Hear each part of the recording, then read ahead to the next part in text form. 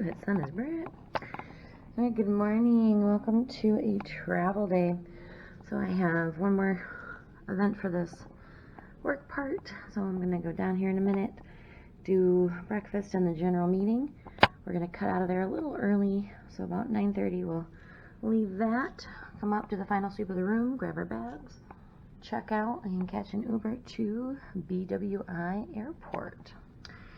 So I heard it's actually a pretty large and busy airport, so yay that. And then we'll get on our flight. All right, so I will take you. Okay, great. To land.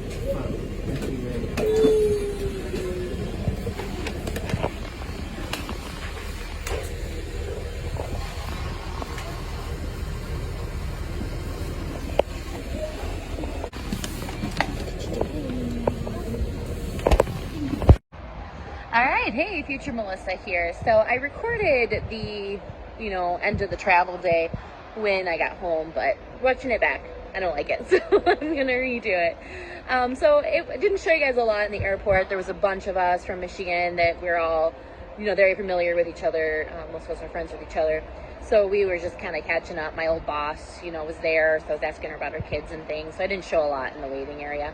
But one really cool thing that happened at the Baltimore airport was the McDonald's there that was near our gate had the bacon, egg, and cheese bagel.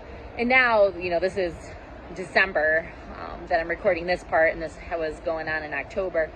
But they have it everywhere now. But it was the first time I had seen it since the pandemic. And that was always mine and Rowan's favorite breakfast sandwich at McDonald's. So I was super excited. I sent a picture to him, and he was like, "Oh, you jerk." So it was great to have that, so I was really excited. It's the simple things, right?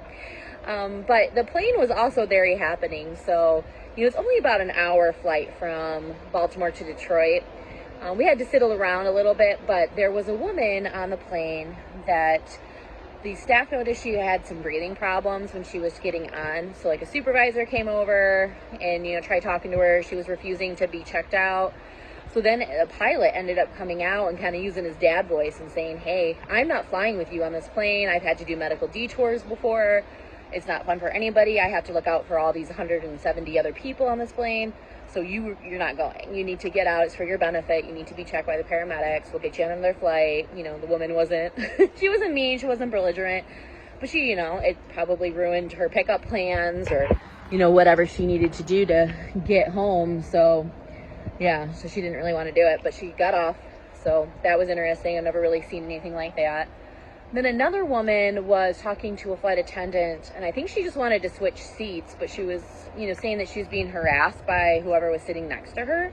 So I'm not really sure what that meant. I didn't hear the whole conversation, but a good chunk of it because they were having it right by me in the aisle. But they did have her move, and that seemed to be resolved, but that was interesting as well. So it's kind of a happening flight for only an hour flight. But I did finish watching Elvis, which I started on my way out to DC airport. That was a good movie. If you haven't seen it, check it out. It is, by the same person that did Moulin Rouge, so it has kind of that different style to it, but it was really interesting. Terrible what that manager did to Elvis and his family. And then I started to watch Where the Crawdads Sing, because we were a little bit delayed with, that medical stuff going on. So I started to watch Where the Crawdads Sing, and I finished it since then. But I really like that movie. I know I got a little bit of flack, but I thought it was really good. I also bought the book at Sam's Club recently. So let me know if you've read the book and if you liked the book or the movie better. It'll probably be a while before I get to the book because I got some other stuff I'm reading right now, but I'm excited. Let's see, anything else? Ride home was pretty much uneventful. The animals were super excited to see me. My arm's getting tired. So yeah, I think that was about it. So I will go back inside and show you guys the resource for today. So thanks for watching along this Alexandria. And if you're not interested in a resource, you can head out here, but I will go into the resource if you need that. Thanks. All right, the resource for today's video is gogograndparent. So what's really nice about gogograndparent is it really helps if you have someone that doesn't have a smartphone. So it doesn't have to be a grandparent, it could be someone that just doesn't have a smartphone, but they need to use services like Uber or DoorDash or Instacart. And I think they've added those delivery services a little bit more recently. So you can call and you can go online to set that up for your person, or they can do that themselves. I think there's some subscription plans. So this does have a cost. So there's the fee that normally goes with Uber or Instacart. And then there is a fee for the assistance by gogograndparent, which, makes sense. But prescription medication, meals, home chores, and more with a simple phone call.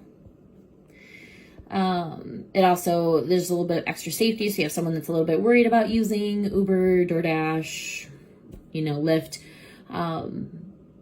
for security reasons, this might give them an extra layer of protection.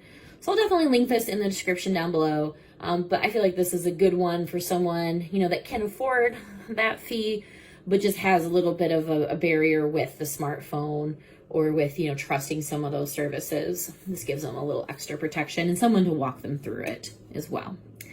All right, well, let me know if you have any questions. Thanks.